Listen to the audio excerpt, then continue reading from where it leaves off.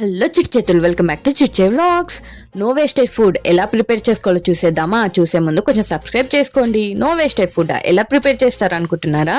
బీరకాయ పొట్టు ఉంటుంది కదా, అది డస్ట్బిన్లో పాడేయకుండా దాచిపెట్టండి. మునగాకు, సుక్కకూర, గోంగూర, కొత్తిమీర ఈ 4 తీసుకొని పక్కన పెట్టేసుకోండి.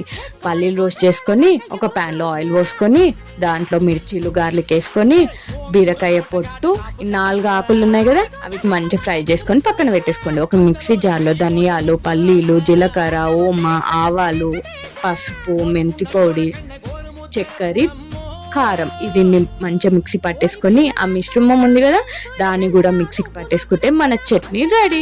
వేడి వేడి అన్నంలో చట్నీని దానికి ఒక హోల్ చేసుకొని నెయ్యి వేసుకొని అమ్మమ్మ ముద్దలు తినిపిస్తుండే కదా సమ్మర్ హాలిడేస్లో, అది ఊహించుకుంటూ ఒక్కొక్క ముద్ద తింటుంటే సూపర్ ఉంటుంది.